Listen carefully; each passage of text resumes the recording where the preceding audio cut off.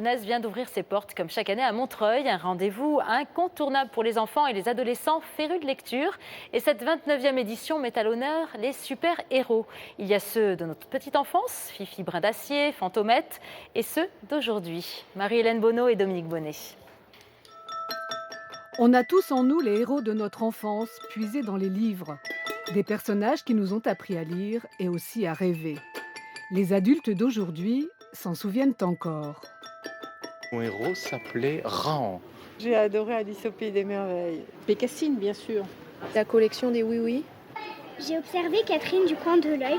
Mais qui sont les héros des enfants d'aujourd'hui et comment les choisissent-ils? Parfois j'aime bien Astérix et Obélix, c'est plutôt drôle. Qu'est-ce qui t'attire chez un personnage dans un livre? Parfois c'est l'humour, parfois c'est l'aventure et c'est un peu les deux souvent. C'est un peu moi, on va dire. Tu t'identifies au héros, au personnage? T'aimerais lui ressembler? Alex Rider, ouais, un peu, c'est parce que c'est un espion et tout ça, ouais, c'est voilà. Moi je lis un livre de Harry Potter. Ah, Harry Potter, l'incontournable qui a fait lire tant d'enfants.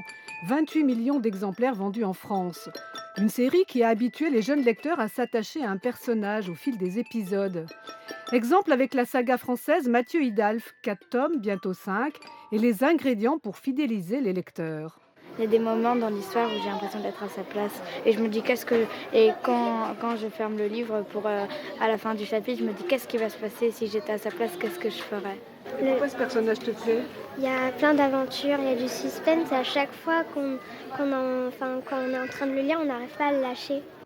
Dans la forêt des livres pour enfants, l'auteur de Mathieu Hidalph, Christophe Maury, a trouvé sa place.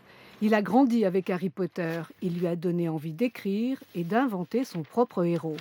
À 13 ans, il envoie son premier manuscrit à un éditeur qui l'encourage. Je faisais partie de ces dizaines de milliers de lecteurs qui attendaient chaque nouveau Harry Potter et l'attente était de plus en plus longue chaque année. Et je me suis dit, si pour combler cette attente, j'écrivais mes propres aventures et je pense plutôt que c'est parti de là. Les enfants affectionnent les héros dans les livres. C'est pour eux comme un miroir. Ils s'y retrouvent eux-mêmes.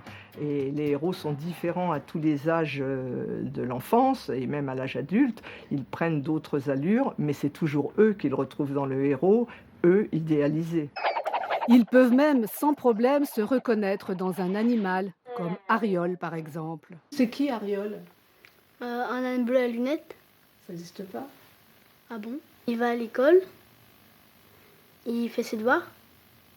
Il joue avec ses copains.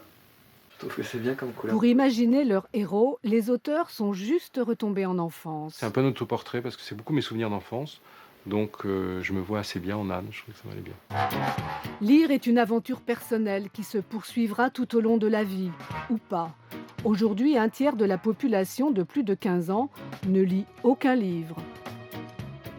Il remplit les salles en 5 minutes.